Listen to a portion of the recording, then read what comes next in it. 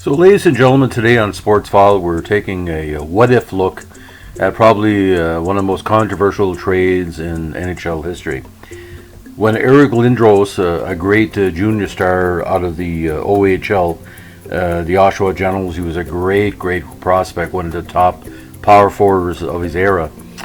He was drafted in a 91 entry draft by the Quebec Nordiques.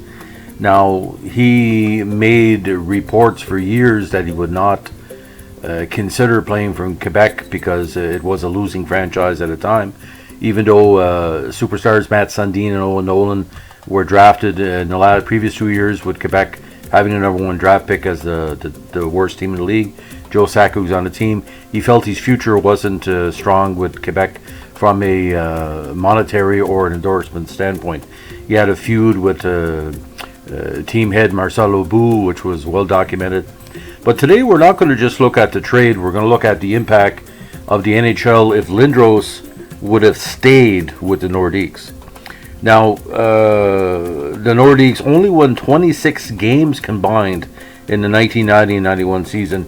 They had gone from making the semifinals in the mid-80s, strong contenders against Montreal, to the laughing stock of the league. Now, Lindros, who basically made trouble for the Oshawa Generals when he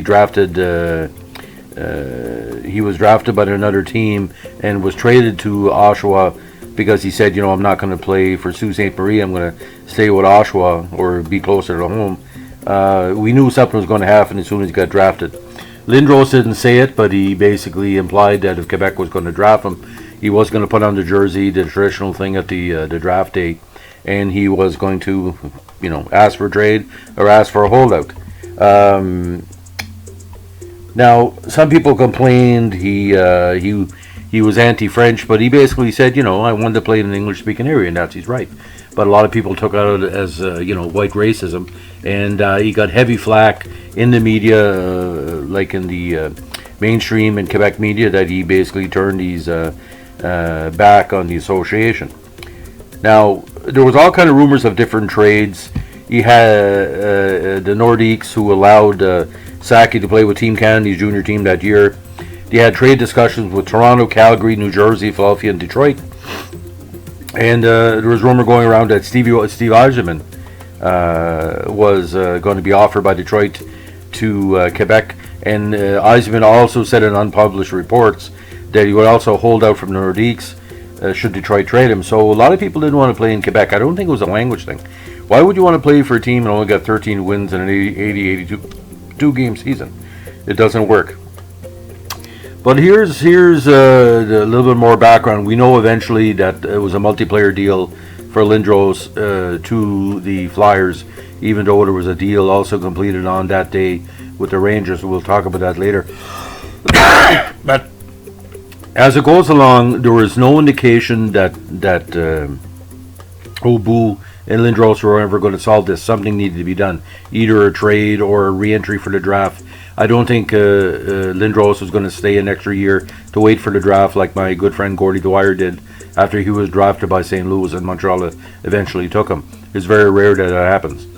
Now, but here's the thing. If the world had reversed and Aubout and Lindros would have gone along, what would that have meant for the Quebec franchise? Well, the obvious answer would be there would still be a Quebec Nordiques. I don't think a team led by Eric Lindros would have not had success. He would have gradually become a middle rank team, maybe 40-45 wins with Joe Sakic, Sundin.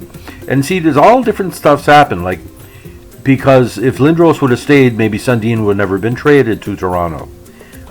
Wendell Clark wouldn't have arrived. A lot of players would have decided to come to Quebec because Lindros was there. His former teammates.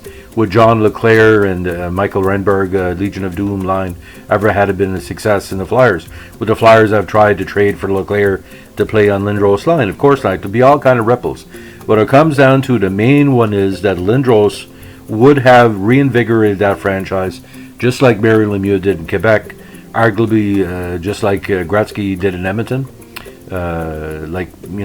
Brett Hull did in the teams he played for, Dougie Gilmour in Calgary and Toronto. Lindros was that good. He had some difficulty with concussion incidents over the years. I think that obviously limited his career. But he was what you call, we say in the business, kind of bad news. He was dominated quite a bit by his family, especially his parents. He was looking at the dollar signs rather than the Stanley Cup banners at one point, which is okay. Most people who are in the NHL now, money's a big part of it because there's a lot going on. Now, the original Flyers offer had changed, and the Ranger offer had changed from the initial, and we're going to talk about that in the second podcast. But just give you a basic of the trade possibilities. One with Philadelphia, the Flyers offer. Now, this is not very published very often. Was Mike Ricci, Rod Brindamore, Mark Recchi, Steve Duchesne, Ron Hextall, Dominic Roussel, a second goalie, multiple first-round draft picks, and $15 million. Now, the Rangers had reportedly agreed to trade Nemchinov, Tony Amonte, Alexei Kovalev, the future Montreal Canadian, James Patrick, or either John Van Beesbrook or Mike Richter, as well as, again, multiple first-round draft picks and $20 million. Now, do I think that Lindros was worth this amount of players? Of course not.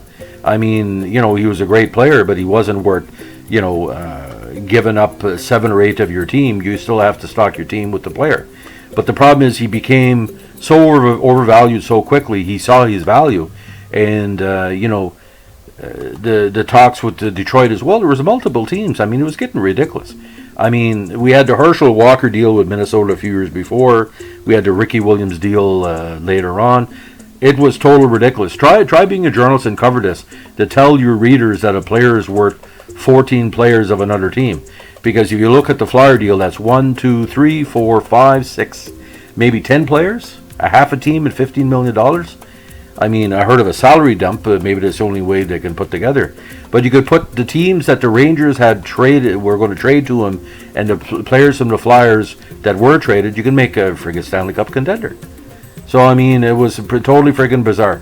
But I think if the Nordiques would have come up with a way to solve it, because the Nordiques needed money, the Nordiques needed prestige, and Lindros would have brought that. So there was no way that the Nordiques were going to not get value, and I'm not mad at Obu from looking at the best for the team. But I mean, the Nordiques were on life support, just like the Montreal Expos were. It was a bad time for Quebec-based teams because the exchange of the dollar, because of the endorsements, everything together. And and look at this: if the Nordiques wouldn't have moved to Colorado with Ray Bourque, have not won a cup with Colorado. He knew he can win a cup in Colorado. Patrick Roy getting traded, just endless ripples for Lindros not staying in with the Nordiques. But the next one we're going to talk about. If he was traded to the Rangers, which is a different ball game altogether, there might have been more players, because according to my sources in the New York media at the time, they offered upwards of 14 players, 7 mainstream, 3 draft picks, and 4 prospects. 14 players, ladies and gentlemen. I'm not worth 14 journalists. When I moved to the Bugle Observer, I wasn't worth 14 journalists. I was worth maybe 1 journalist, so I could do the job of 2. But 14? Come on. Reality is not a concept these people subscribe to, but it was the hockey card, trading card era, the great era. I mean, a lot of endorsements. Fox in U.S. Markets were big. It was a different time. 2019, you can't even, if somebody scored 40 goals, you only get like $5 million. Back then, I mean, Lindros couldn't score any more than 40 goals, and he never, that was his normal total, and he was fragile. So, Anyway, hope this finds you well. Again, part 2 will be coming up soon, but just remember, keep your stick in the ice, because you never know when dollar signs will follow in your wake, just like Eric Lindros. Hope this finds you well. Have a good day. Bye.